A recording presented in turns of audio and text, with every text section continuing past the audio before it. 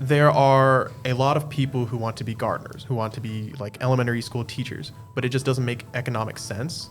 So not only like we'll kind of table the whole retire as early as you can.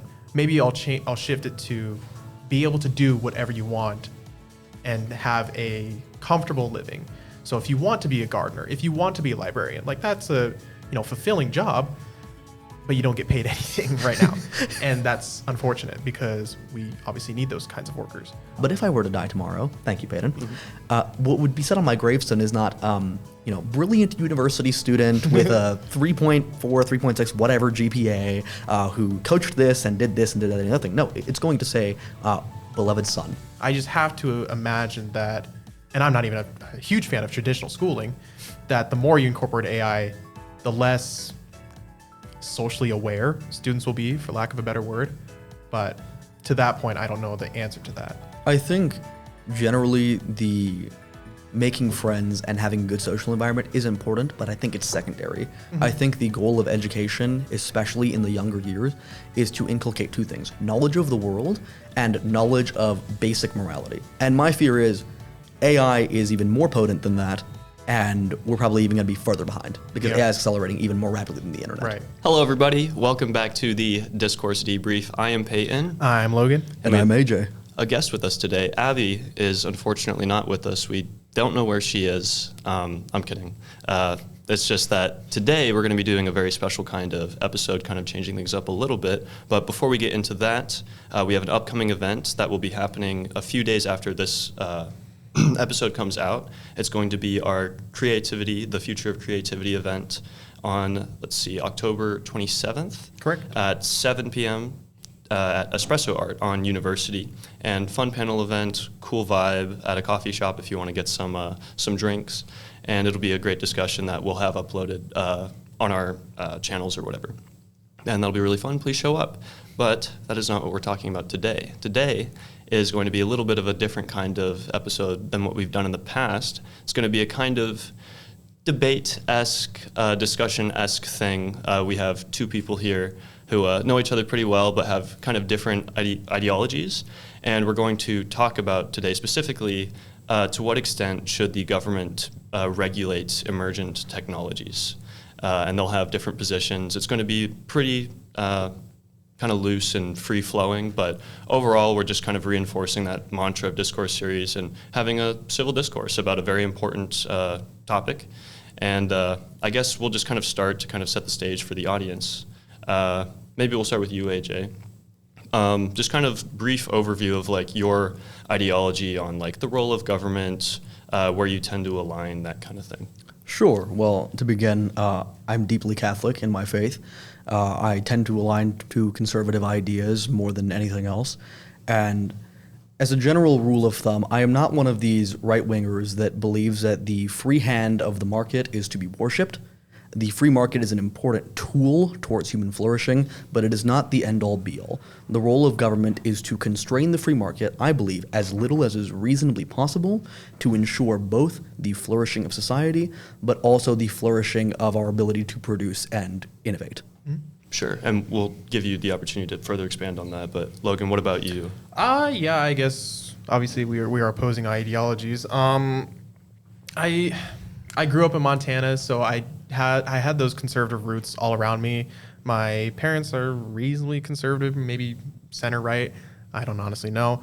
But throughout high school, specifically taking like world history classes, government classes, I kind of came to a realization that my ideas were not anywhere close to that of my peers.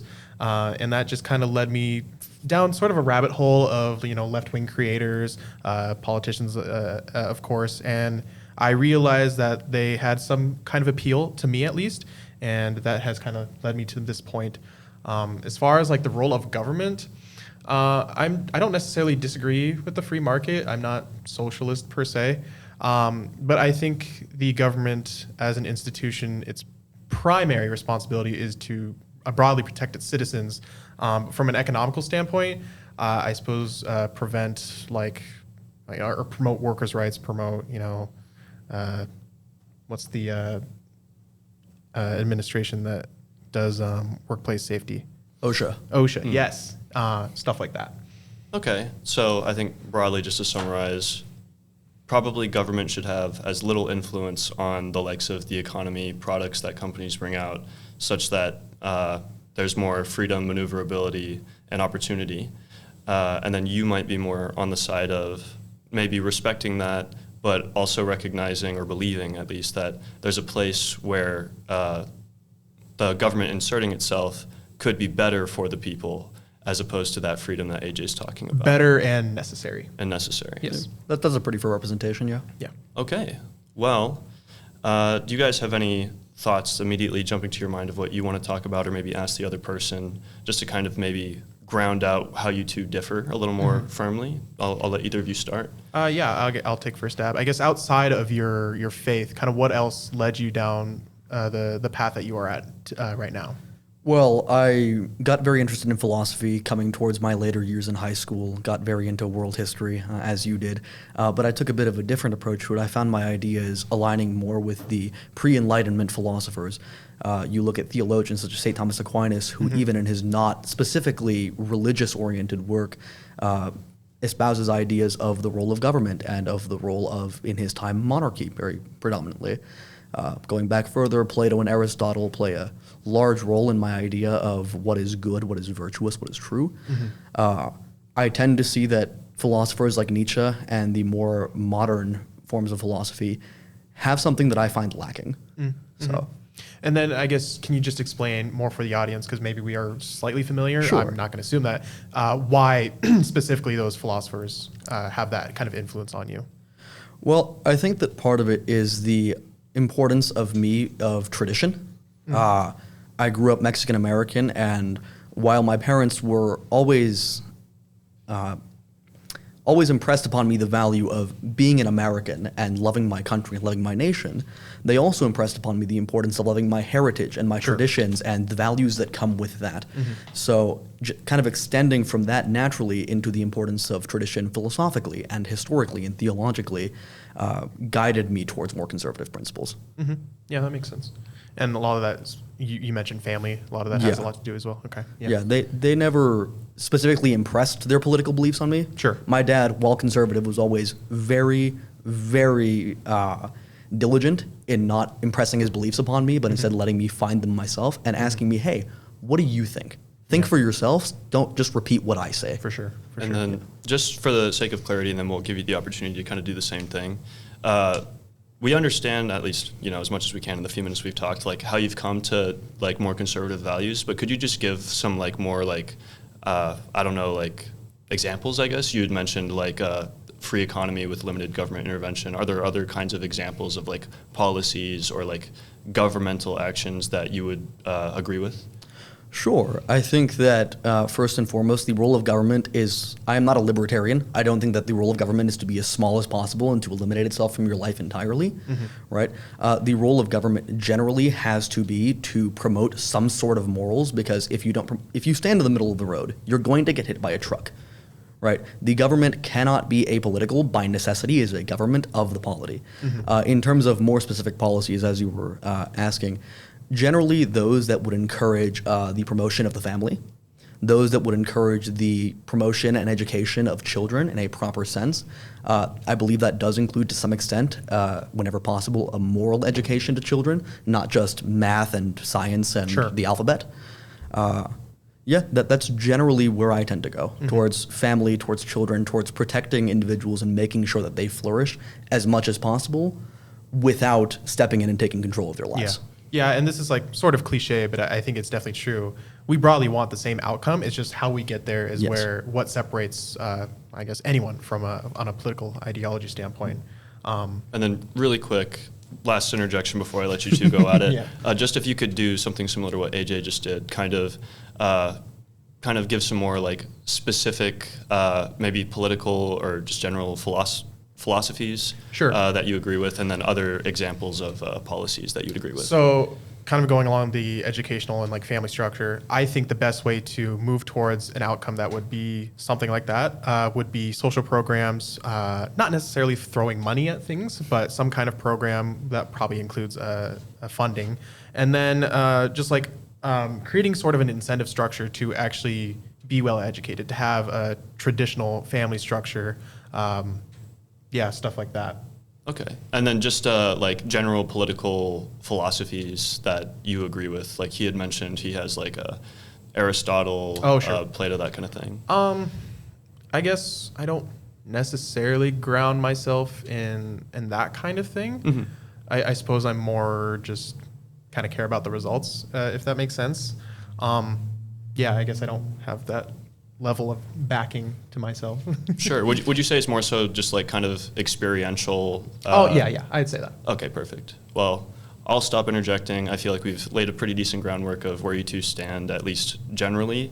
Emergent technologies, we have a lot of those. AI is a big hot button thing. A lot of like weapons are always coming out. A lot of things for medicine, a lot of things for transit, all sorts of technologies are always coming out. And the role of government is, you two have different opinions on it. I will let you guys take it away, start with whatever, and just kind of see where the conversation goes. Sure. Yeah. So this is kind of something you wanted to talk about. Can you kind of give a little background, I guess? Sure. So when I am not someone who believes that all technology is bad and all progress is bad and we should revert to the Stone Age or the medieval age if possible. Sure. Quite to the contrary, I think technology is good if it is used for proper ends, right? I think the issue is that when I think of emerging technologies, the first two things that come to mind are AI and gene editing technology, right? Things like CRISPR at this point are outdated, and we're having much more modern gene therapies. We're being able to select embryos for genetic traits such as higher IQ, height, even eye color, right?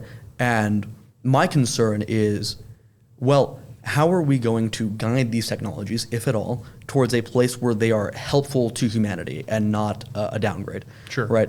You see AI being used for wonderful things like research, like allowing easier access to education and compiling of documents for people, right? But you're also seeing it used for things that we cannot say on this podcast because they are not exactly PG-13. No. Right? Yeah. Things that would violate seemingly all codes of morality and legality. Well, and yet you are safe to. Yeah. You can mention them here, just for the sake of clarity. Fair enough. Okay. Just making sure. We appreciate it, but yeah, go ahead. Yeah, they're being used to generate porn. They're being used to generate deepfakes of people committing crimes that they didn't commit. Right? And as video generation and as text generation gets more realistic and more human-like, we're going to see these things proliferated. So the question that I wanted to come in here with is, what is the role of government, if government has any role, in regulating these things, or is it up to us, the people, to just use them in a prudent manner ourselves? Sure. I agree with that framing. I guess, how do you want to start this? You want to give kind of your broad answer, or do you want my opinion?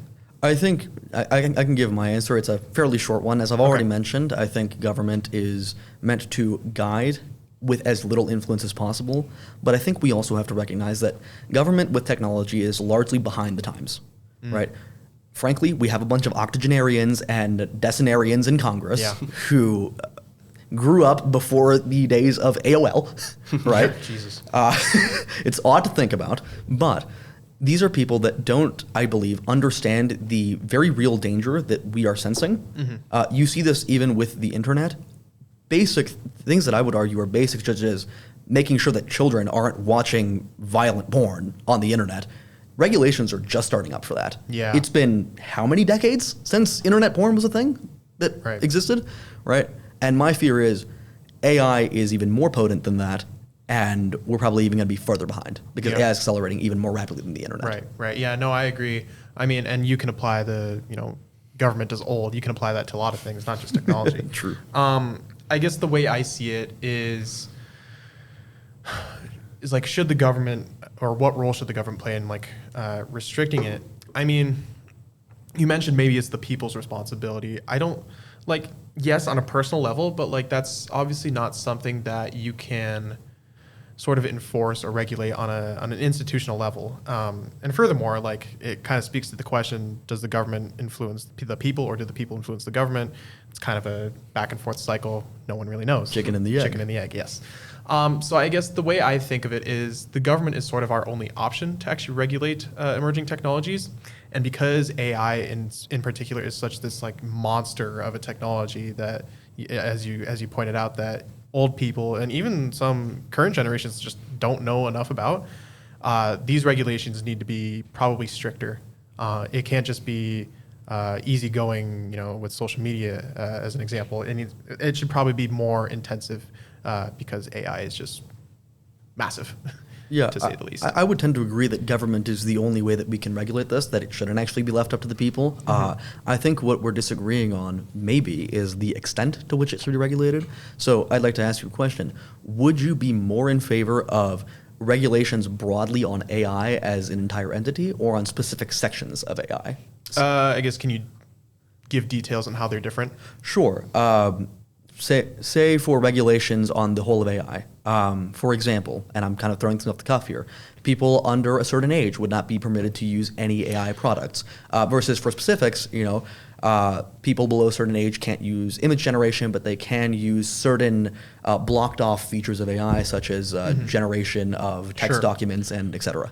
Yeah, that's an interesting question. I think ideally, and this is more for educational purposes, but obviously there's like some morality in there as well. Children under 13 probably shouldn't have access to AI. I feel like that's just damaging to your mind, to your educational opportunities, and just your ability to actually learn and retain information.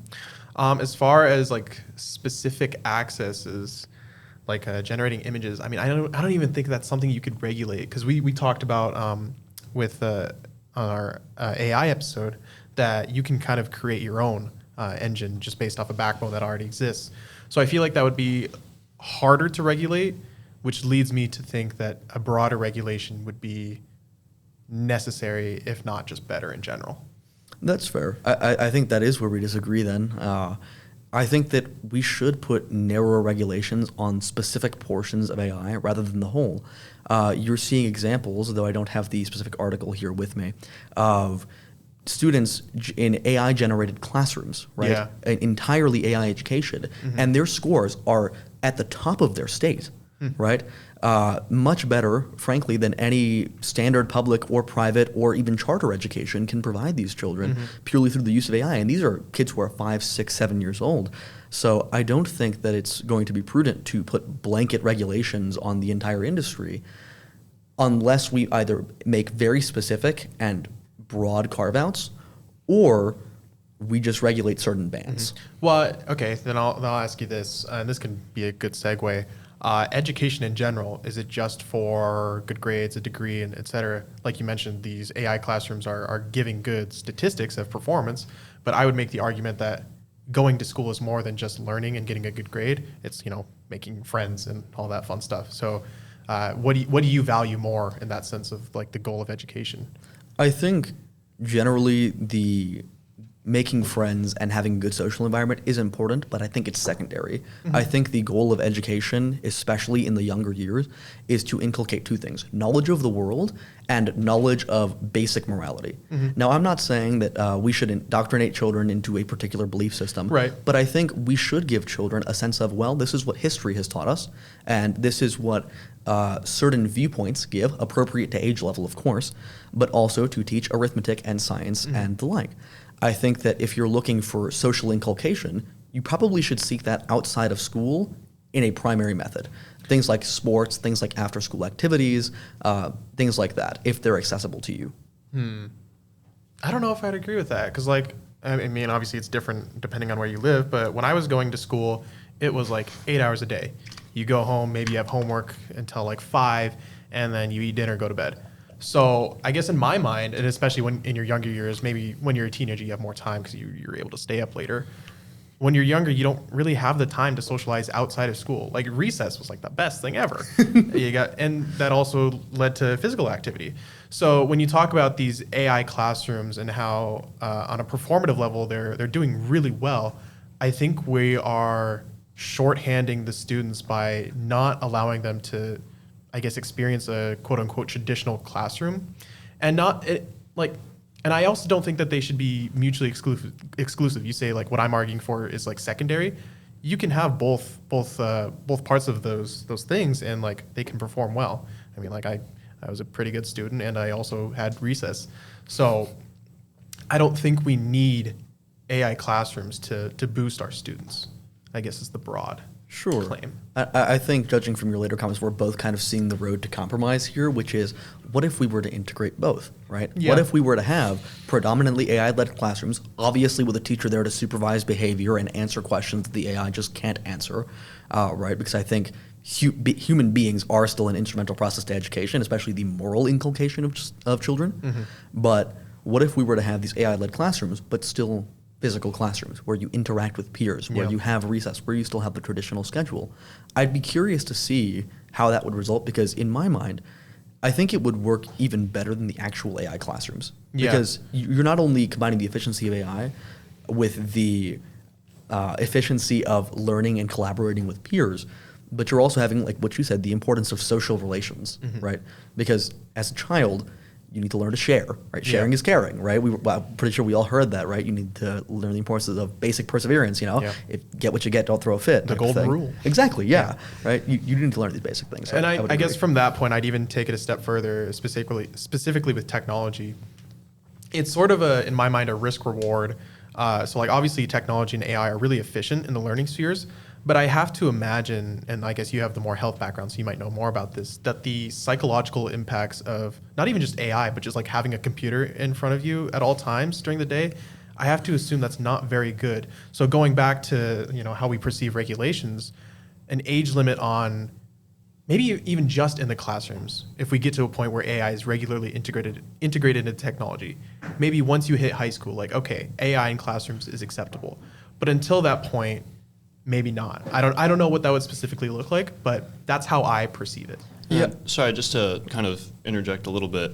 It seems like we're reaching some kind of like compromise as it pertains to education, but I'm curious to hear more specifically about what, if we agree on that compromise, to what extent is the government responsible for making that happen? Is it a federal thing? Is it a state thing?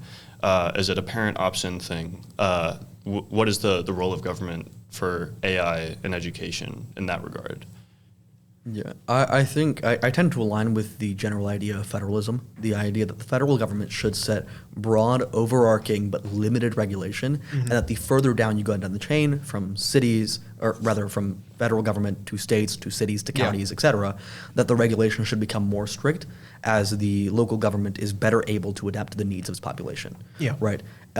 Because if the federal government says, surprise, they do exactly what you're suggesting, and AI is allowed only in high schools and never before, well, what happens to the students who, frankly, don't have access to quality teachers, right? Sure. Educators are very important, and if AI is the best educator for a middle schooler or an elementary schooler, well, who is the federal government to say that this is never allowed under any circumstances? Sure, and then maybe we can make a differentiation of like publicly funded schools. So like, for example, I kind of agree with the federalism point. So under my example, like the federal government would say, high schools, AI is good. And then at the state level, they can incorporate like, okay, within the high school, this is how we're going to use AI, et cetera, et cetera. But to your point of whether those pre-high school students have access to teachers, I mean, obviously this is an issue absent of AI, but I don't know. I guess the way maybe that the government can make a caveat is just saying that this age requirement only applies to public schools, so government-funded schools, and then among your charter schools, private schools, maybe they have more discretion on how you use AI, or there will be some kind of innovation of like, oh, here's just a K through 12 AI school that you can sign up for $100 a year, and your kid will seemingly learn better or something like that. Sure. I mean, I did something like that my first 2 years of high school. It wasn't AI-led, but it was a very non-traditional. Yeah. I know we're at the U of A here, so we cannot say anything good about ASU ever, right? But ASU has an online high school, ASU Preparatory Academy high school online edition. And that's what I attended for my first 2 years of high school. And it went great because it was asynchronous, and so I could learn at my pace. And I felt that worked better for me. If I wanted to spend one day working entirely on mathematics, I could do that instead of 1 hour blocks every day, because that exhausts me. And what I found is if we could apply that model further, that would work great. But the private/charter space is the space for innovation and experimentation. Yeah. Right? So I think that is a good idea that we should restrict it more in public schools. For sure. Allow the private schools and charter schools be the route of experimentation. And then public schools learn from that. Exactly. Yeah. But I think maybe for a slightly different reason than what you're thinking, I don't know, which is that the private schools and the charter schools are going to be more immediately accountable to the parents of these children. Yeah. Right? If you want to hold a public school accountable for something that they have done, either good or bad, you have to go through a school board. And if that doesn't work, then you have to go to the state and you have to go through all of these hoops and maybe even court battles. With the private schools, it is as simple as pulling your money and taking your kid out of there. And no, for problem sure. solved. Yeah, and I guess I'll kind of go back to something earlier. It's like I have all these arguments, but I think the primary one is that social aspect of schooling. And I do think the more you incorporate technology, the less social aspects you have. Maybe that's not true in the future. Maybe we'll find an equilibrium, but I just have to imagine that, and I'm not even a huge fan of traditional schooling, that the more you incorporate AI, the less socially aware students will be, for lack of a better word. But to that point, I don't know the answer to that. I mean, I'm not entirely sure that that's the case to begin with.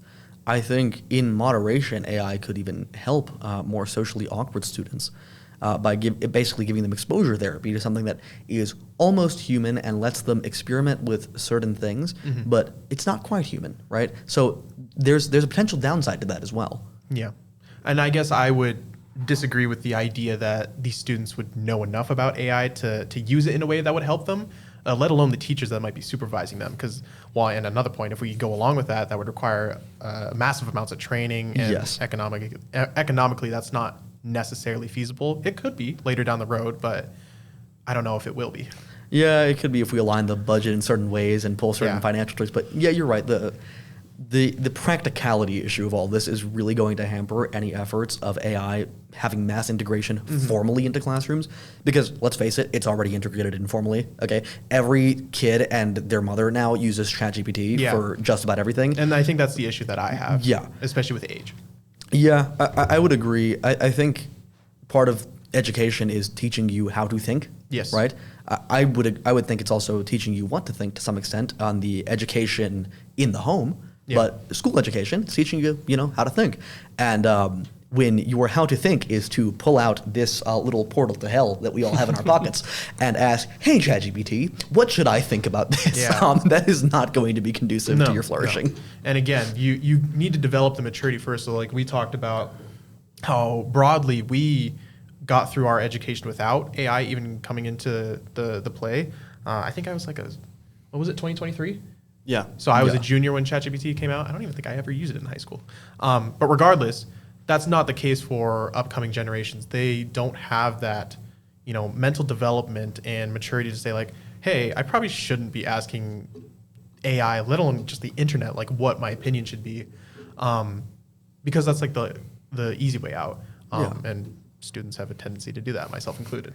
Well, this final bit here, I think, is a pretty good segue into a kind of different kind of sector that AI specifically impacts, and that's the workplace, right? Yeah. There are lots of fears about jobs being replaced.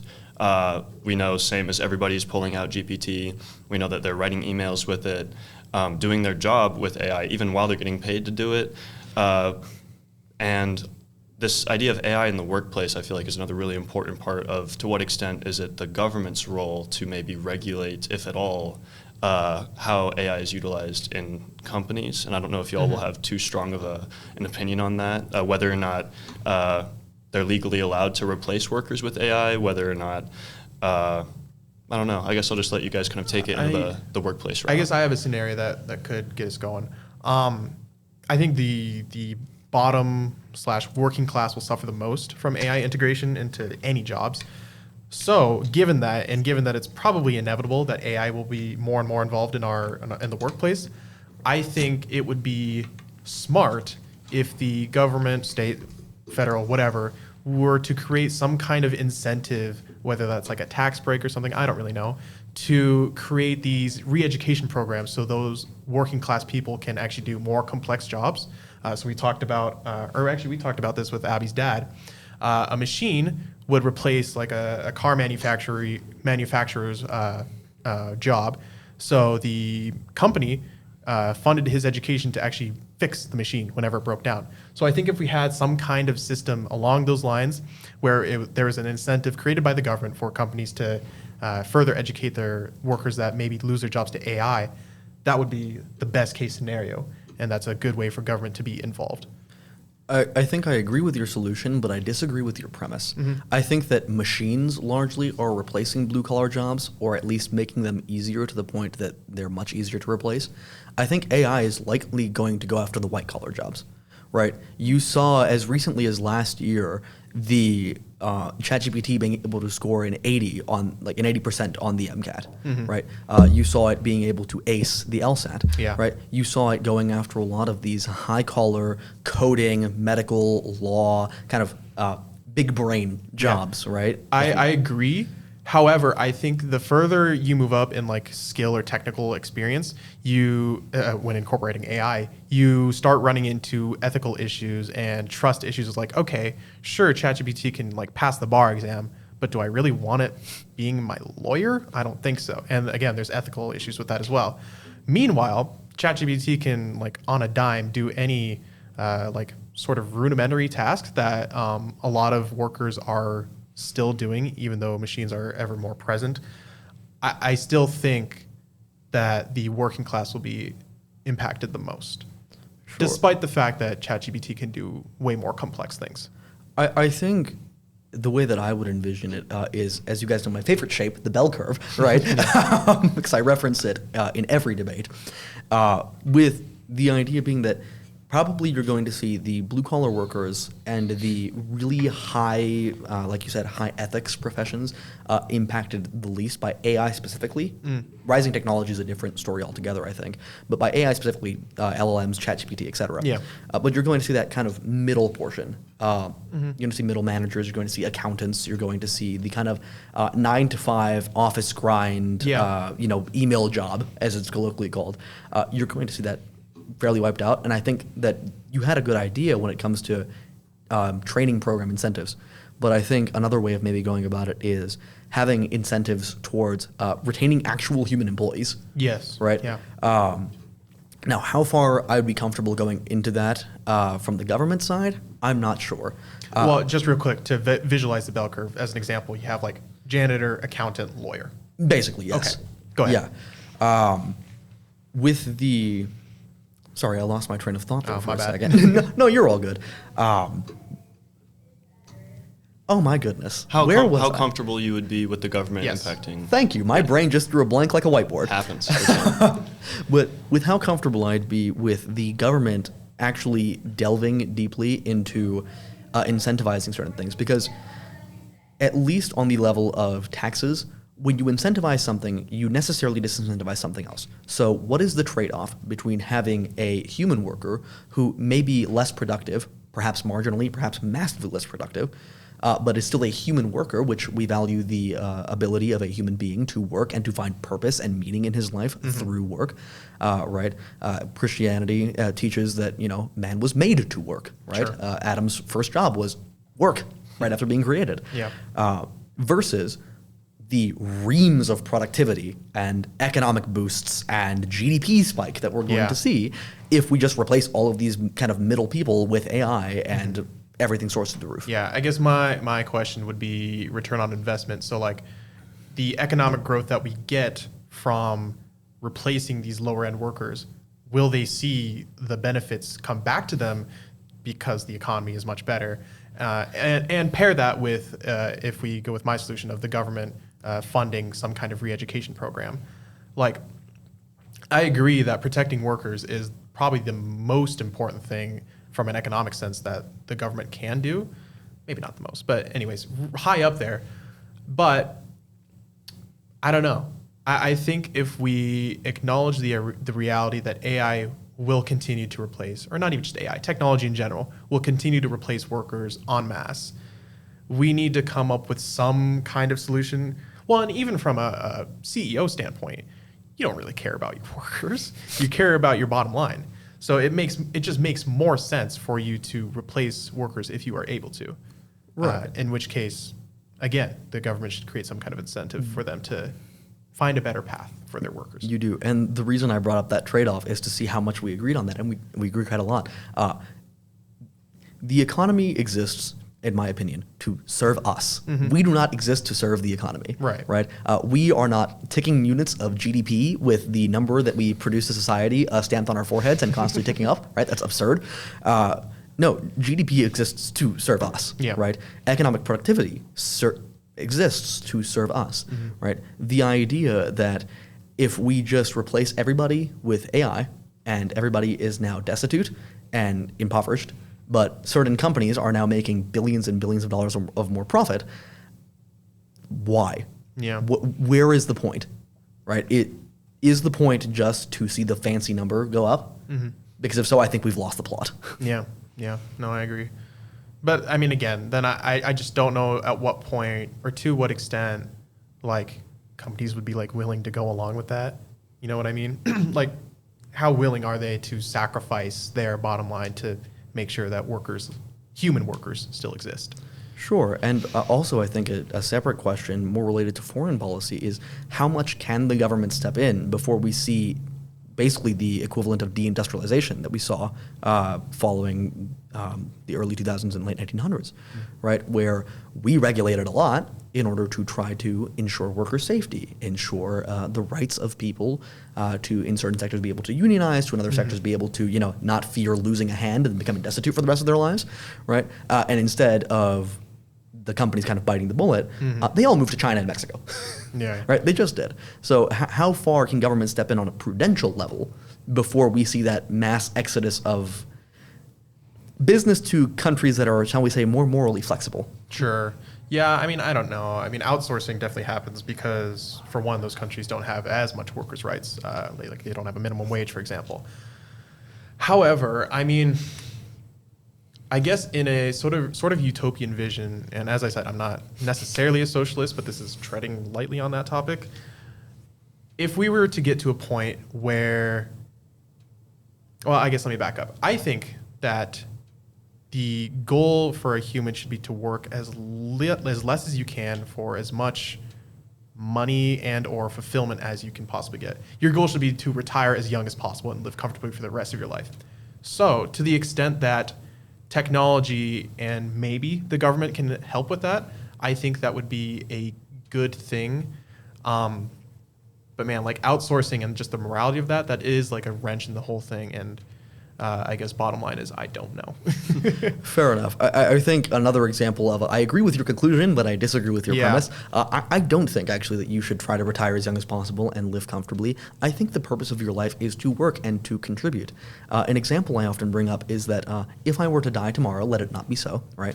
But if I were to die tomorrow, thank you, Peyton, what would be said on my gravestone is not, brilliant university student with a 3.4, 3.6, whatever GPA, who coached this and did this and did that and the other thing. No, it's going to say beloved son. Yeah. Right? It's going to say beloved brother.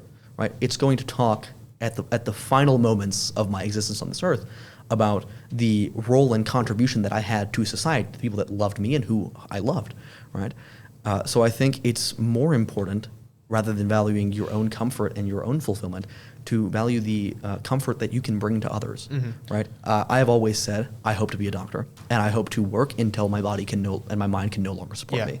Because I think I will bring more good to the world and also more fulfillment to myself by working that long and helping as many people as I can, rather than resting on my laurels at 50 years old and retiring and living a comfy life in the Turks and Caicos. And that's great for you and at the position of a doctor because it makes a lot of money. But there are a lot of people who want to be gardeners, who want to be like elementary school teachers, but it just doesn't make economic sense. So not only like we'll kind of table the whole retire as early as you can. Maybe I'll shift it to be able to do whatever you want and have a comfortable living. So if you want to be a gardener, if you want to be a librarian, like that's a fulfilling job, but you don't get paid anything right now. And that's unfortunate because we obviously need those kinds of workers. I can agree with that. Okay. Yeah. So, Well, carry it on that topic, I think I have one more kind of subsection for AI, and then maybe we can shift to the gene editing or some other technology. But the one thing that comes to my mind is like moral speech, kind of what should the people be able to consume, and to what extent should the government be able to directly influence that? So you had mentioned like deepfakes, pornography. Does the government have, if any, role in blocking the people's ability or restricting the people's ability to consume what could largely be harmful or destructive content that the likes of AI produces. And I know that this is a largely free speech debate, but I think that AI is an important talking point. I'll be really simple. Minors, yes. Anything other than that, not really. Probably not legal anyways. Yeah, I'll try to be as simple. Yes, the government has a role in Everyone? that. For everyone. Interesting. Yes. Now, the degree to which they have it, depending on age group, does vary, I think. But I think there is a role in government in protecting everyone, not just under 18s or under 21s in the case of alcohol. Right? Yeah, I morally, I think I agree. However, from like a U.S. value standpoint, I don't know. I feel like that's kind of treading on your personal, like your ability to exercise free will. So, for example, I'll use contracts law as an example because I'm taking a class on that. I think it's unconscionable contracts, or no, it's not unconscionable. Contracts of duress is someone commits a wrongful act, and that wrongful act precludes the other party from exercising free will. So in American common law, we have this idea of free will that is highly important, at least for creating contracts. So I feel like from that standpoint, when you reach the age of like, you're a legal adult, you can vote, you can drink, you can the age of maturity. You can basically destroy your body freely. That you should probably have the freedom, even if it leads to your downfall, you should probably have the freedom to do or interact with AI or content in whatever manner you essentially want, as long as like that does not harm others, specifically minors. Sure. I'd say, rewinding about an hour back to my talking about Thomas Aquinas, Aquinas was asked a similar question during his day, which is, should we completely ban prostitution? Right. Yeah. His answer, surprisingly, was no, we shouldn't. We should restrict it, but we shouldn't ban it. And what was his reason? His reason was that not all people are equally and sufficiently advanced in virtue. Right. Mm-hmm. The idea that, sure, person A might be incredibly virtuous and never tempted to touch a prostitute in his life, have no lustful desires that are aberrant, but person B might not. Yeah. Now, should we allow person B to run freely with his licentiousness and knock on the brothel every night? Well, probably not. We should restrict it, and we should make it harder for person B to do it. But we shouldn't make it impossible because, in the view of Aquinas, if I'm interpreting his words correctly, that desire will then only grow further into things that are more aberrant. Yeah. Right. I guess I would frame it differently, and obviously with like prostitution or morality, this is kind of like, this doesn't quite fit, but instead of make it harder, create an incentive to not do it. Again, with prostitution, that's kind of hard. Sure. But that, as a general principle, that's more what I subscribe to, rather than like, oh, let's just make it really difficult for you to do this thing that we don't want you to do. Yeah. Instead, I'd rather say like, let's like make it so you want to do this other thing that is like way better for you. Do you have an example of what an incentive might look like, or is this just abstract? It's okay. If it's Yes and no. abstract. Okay. I guess. Again, for like moral things, probably not, because that's so hard to do. I mean, like, how do I incentivize you to like not go to a brothel, if that makes sense? I can't like just give you a wife. I don't know. So, but as a moral principle, or not even a moral principle, just as a general principle, that's kind of what I'm more aligned to. So I have a kind of funny answer to this, which is, how do I disincentivize you from going to a brothel? I say, if I catch you, I'm going to arrest you. Okay. That is how you disincentivize someone, right? At least in my view, all of crime is just disincentives from pursuing certain actions. Sure, unless we're living in some sort of dystopian 1984-esque state, right? I cannot completely prevent you from murdering someone, right? I cannot just grab you by your wrists, shackle you to a wall, and feed you through a tube for however long your natural lifespan is. Well, I think we'd all agree that's pretty despicable. Yeah. But I can heavily disincentivize you from doing it through things like the death penalty, through things like life imprisonment, through things like losing 30 years of your life behind an 8x12 room with bars. That's a disincentive, right? Now, do I think the disincentive for pornography should be as extreme? I'm not sure. I would be inclined to say no. But there has to be some disincentive, whether it be a fine or something along those lines, because the government, I believe, does have an active role in pursuing the morality of its citizens, right? I believe it was Thomas Jefferson, though I might be wrong on the person, who said our Constitution is only good for ruling a good and moral peoples. Yeah. Right. And as far as disincentivize and like using punishment, I would agree for acts that are wrongly committed on someone else. but committed on yourself, for example, the intake of pornography, I feel like that's much harder to do because like essentially your victim and your perpetrator are the same person. Unless you want to say the pornography company is a perpetrator, and that might be an interesting conversation. Well, I don't think that we don't already have laws on the books or precedent for criminalizing harm unto yourself. After all, hard drugs, right? We do criminalize them even if it's only a harm unto yourself. We have a separate charge for distributing or intending to distribute to other people. That's a whole different story, right? But we do have charges. If you are a minor and consume alcohol or cigarettes, right? We have charges. If you are an adult who has free will and you consume hard drugs or things that we recognize are inherently harmful to you to such an extreme manner that government has a necessity to step in and regulate it, well, we regulate it. Yeah. I guess this is maybe more a question of the origin of law, but I'll just ask like your opinion. Do you think that's more to prevent them from harming themselves, or do you think those laws are in place because if you're like a substance abuser, you are automatically a higher risk to those around you, or both? I think it's a bit of both, but I'd say it's primarily the former, right? I think generally the purpose of justice is not rehabilitation, right? If you commit a crime unto another, I think the primary purpose of justice is punishment, right? Rehabilitation is important, but it is secondary in my opinion. When it comes to a harm unto yourself, well, the punishment must be unto yourself, right? We should be inclined to rehabilitate you to make sure that you can be a functioning human being, but it's not just because, well, you're a drug addict and you might do a thing. If we made laws based on you might do a thing, we'd all be in prison, right? We're university students. We are statistically more likely to illegally consume alcohol underage, cigarettes, hard drugs, engage in illicit activities that are not legal, especially if you come here underage, right? We'd all be in the clink if that was the basis of law. So then going back to kind of like what is the government's role in creating some sort of disincentive to doing all these things, and like your initial question was like consuming content that is like either AI generated or just like technology, et cetera. What is, I guess, the capital A, the answer?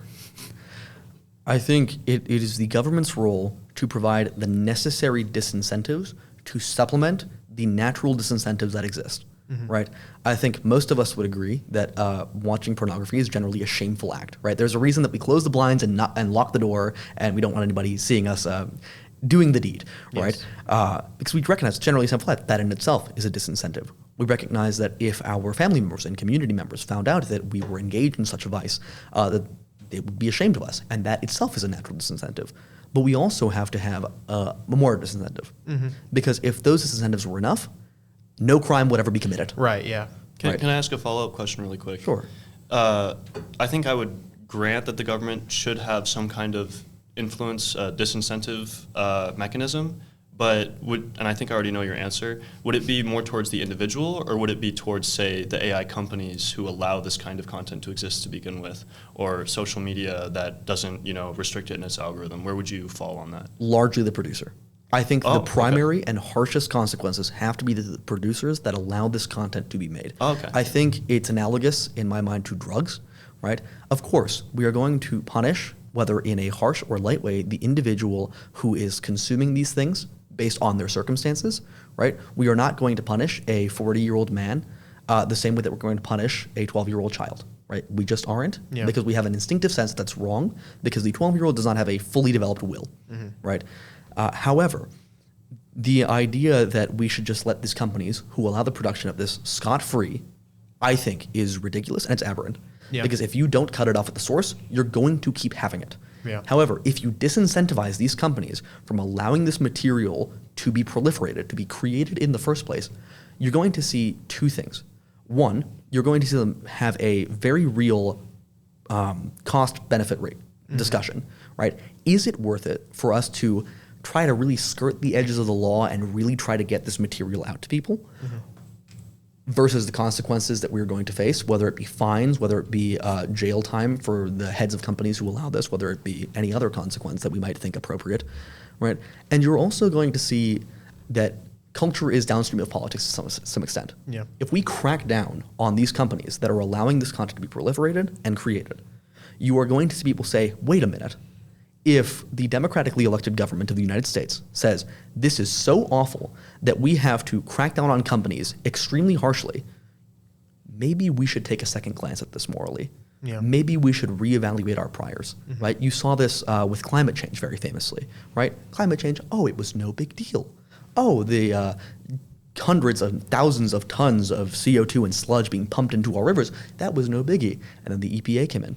And then other climate organizations from the government, regulatory agencies came in what I would argue is a little too heavy a hand, but that's a topic for another time. And the public sentiment changed. Yeah. The public realized, hey, the government is stepping in for us. This means this is probably an important issue. Yeah. Yeah. Especially because it largely just sits on its butt and doesn't do anything. Exactly. On principle, I agree that companies should receive the brunt of the punishment. However, from a constitutional standpoint, and we're all familiar with this argument, if you kind of start to infringe on specifically social media, if you start to infringe on what social media can and can't show audiences, then where does that stop? What's the limiting principle? What's next? Kind of the free speech argument. So while I agree with you that that's probably the best thing to do, that we should be regulating the companies rather than regulating the consumers who are honestly victims in themselves. Legally, that's such a hard thing to do, and that's where we're probably in agreement, despite the fact that I know a lot of more liberal people are in favor of more governmental control. Sure. I think I have a proposition to where we draw the line, which is, are you a publisher or are you a platform? Yeah. Right? If you are purely a platform whose only purpose is to disseminate the ideas of people who post in an even-handed manner, then yes, you likely should have less regulation on you.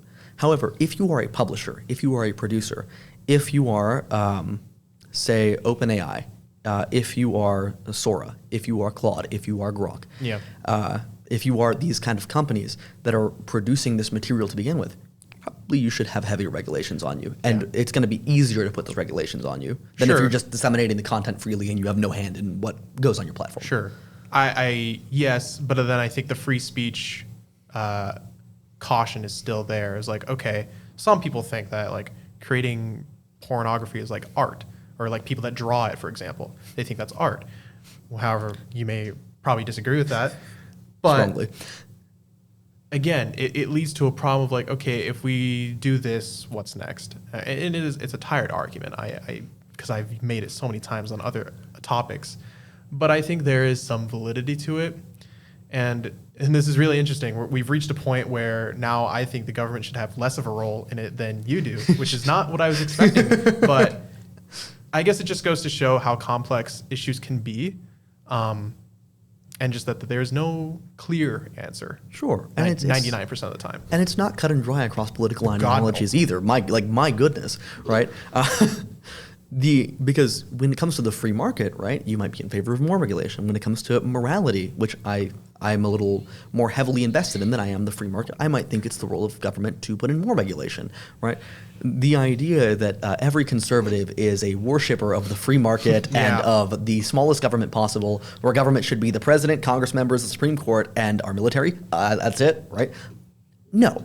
Yeah. Right? The idea that every liberal is this massive, I want big daddy government to control every single portion of my life down to what I eat for breakfast is ridiculous. Right. Yeah. And I guess from that point, if we kind of wrap up the technology section, we talked about maybe discussing the future of the parties, specifically what kind of values we would want them to hold. We'll use 2028 as an example, just an election. So I guess without naming names, what are some of the values that you would rather see in a candidate upcoming in the next election that maybe you haven't seen yet, or you maybe have found lacking in previous administrations? I think I have three primary fronts, which is domestic policy, the economy more specifically, and foreign policy. For foreign policy, I'd like to see very much a speak quietly and carry a massive stick. Right. I think the flaw of many previous administrations, without naming names, is that we speak meekly. We say that if you cross this red line, we'll do very bad things to you, and then they cross the red line, and we don't do a single thing to them. And then we draw a new red line. Exactly. Yes. We move the goalposts to speak in cliches. Yeah. Right. I think in terms of economics, right, cutting down a lot of the regulation that we've seen put in over the past 20 years, I think, is important towards guiding the free market towards a more flourishing end. I think that there is place for regulation. I'm not one of these people that says get every law that has regulation and just throw it all in the circular file we call the trash can, Yeah. right? But I think that a lot of the regulations are redundant, and if they're not redundant, they're frankly useless. Yeah. On the domestic policy front, I would like more of a policy oriented towards the family, more incentives for more children. I think a pressing issue of our time is the declining birth rates, not only in America, but throughout all of most of Western Europe, Eastern Europe, East Asia, most first world countries. We are below replacement birth rates, right? And I think we have to incentivize the flourishing of our people, right? I think I'm not one of these people that believes that the earth is already overpopulated or that we're going to have some population boom and it's going to cripple us all. Population has been rising exponentially over the past 200, 300 years, and I noticed that we're not all dead yet. The big sun monster has not come to eat us all, right? But I think that's a pressing issue. So those three things I would really like to see focus on from the Republican Party. Yeah. I guess for me, and like, how do I go about this? I think my concerns are primarily economic. I recognize that social issues are important. However, and this is largely because I'm not a minority in any sense of the word, I don't want to say I don't care about it. I just think they're secondary, especially when economics has always been sort of is it good, is it bad? We don't really know. Everyone says it's bad, and then they run on it, and it kind of stays bad. So I would like to see more focus on economics, specifically towards the working class. I know the Democratic Party has kind of abandoned the working class, specifically the more establishment core group of the party. So while I know some of the further left policies are controversial, to say the least, maybe with good reason, I think at least embracing more of that rhetoric of like, we are warriors for the working class, and, you know, with an assumption that their policy will even slightly mirror that, I think that would be a good direction. Domestic and foreign policy, I'm not as educated on, especially foreign policy, but I guess I don't know how I feel about the U.S. being sort of the king of the free world. I recognize it's probably a job someone has to have, and whether or not we've been doing that well remains to be seen. However, I just feel, man, I don't know, this is tough. I guess our involvement in every single minor conflict, I'm not a huge fan of, because I think it distracts from issues within, which is maybe something we agree on. I think issues within should be prioritized, with not necessarily that issues abroad should be completely thrown out the window. Not to the exclusion of all else. Right. Yeah. So I guess that's just kind of a poorly defined vision of what I would like to see. It's not really poorly defined, I'd say, just a little long-winded, and that's all right. I think I've taken up about 70% of the speaking time so far this episode, right? I'd say that on regards to your ideas of foreign policy, it seems to me that I'm a lot more comfortable with you with our role as the global hegemon of the world, right? Because the way I see it, as I've said before, if you stand in the middle of the road, you're going to get hit by a bus. Yeah. And right now, the two sides of the road, as I see it, are the United States and China, right? If the United States backs out as its role as the global military, as the global hegemon, regardless of how much it costs us to a certain extent, you're going to see China take over. You're already seeing this in Central Asia. Sure. You're seeing this in East Africa, right? You are seeing the world stage become a lot warmer and a lot friendlier to China, right? I think that thankfully we've gotten past the idea that a rising tide lifts all ships and that China is just a friendly competitor. No, I think they are diametrically opposed to our ideas, to our values, and towards our people, right? Now, does that mean every single Chinese citizen is an evil demon? No, that's ridiculous, right? But the fact is that the Chinese Communist Party has explicitly said several times they're ready for war with America.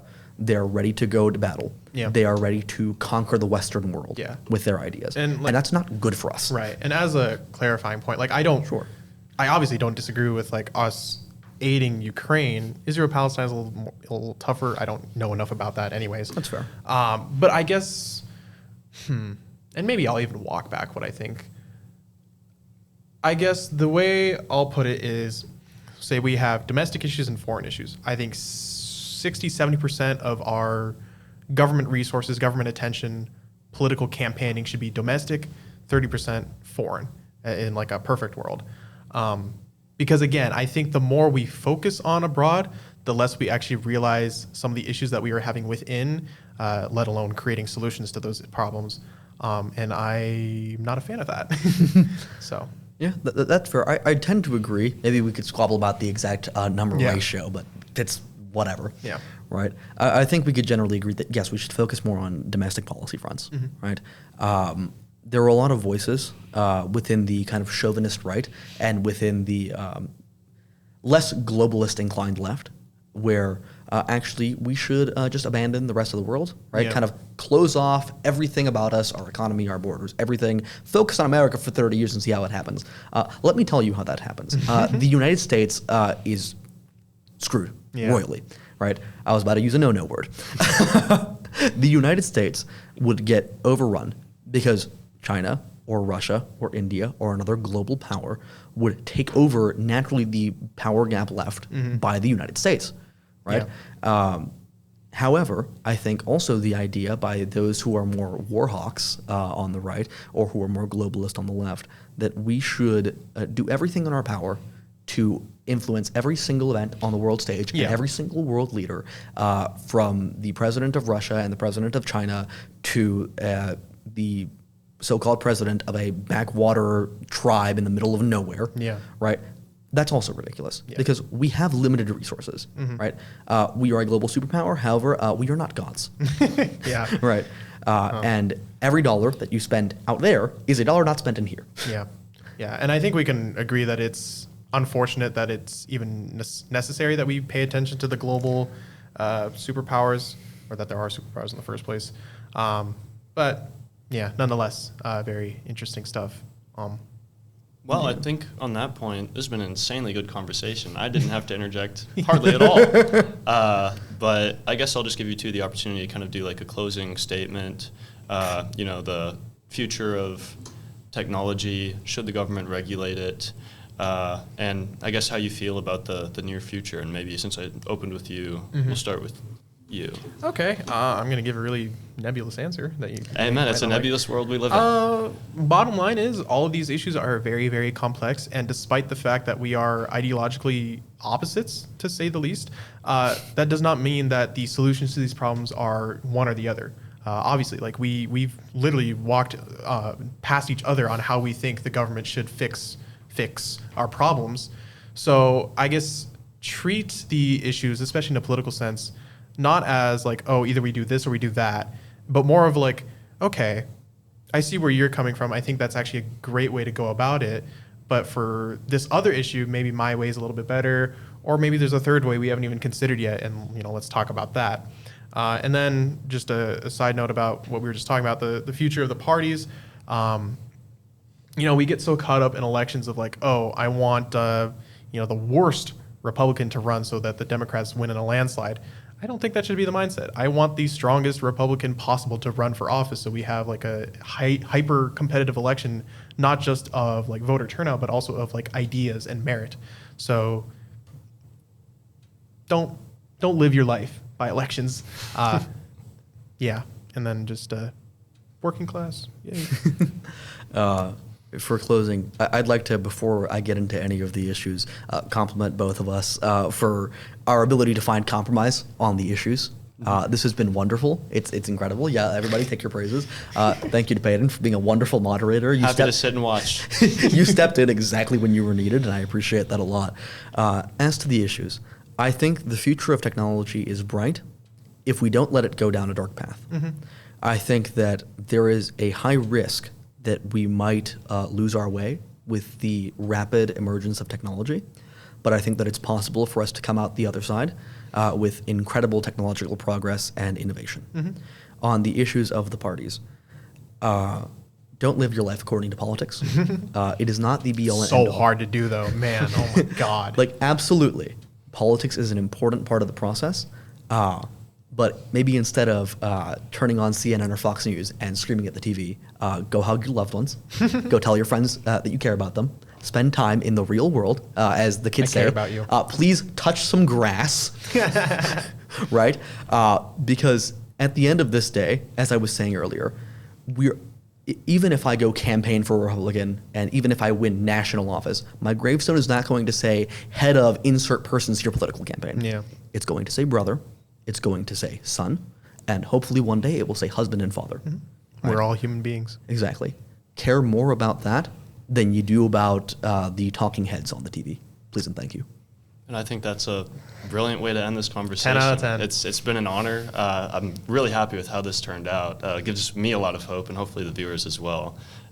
Perfectly embodies what we do at Discourse Series. There you go. That's why we got name dropped. We did. But nonetheless, thank you both, Logan, AJ. This is a wonderful conversation. I guess I'll just kind of send us off. Quick reminder again, our event for the Future of Creativity taking place on October 27th, 7 p.m. at Espresso Art on University here. It's going to be a fun panel event. We'd love to see you there. If you can't make it, we'll have it uploaded. And yeah, as for Discourse Series, we're going to keep doing our thing, have more events cooking. And as for Discourse Debrief, we will continue to debrief the discourse. But Me when the discourse is debriefed. yeah, that's us right now. At Cock Israel. At Cock Israel. Oh my goodness. But nonetheless, I've been Peyton. I've been Logan. And I've been AJ. And we will see you all in the next episode. Goodbye. Thanks, guys.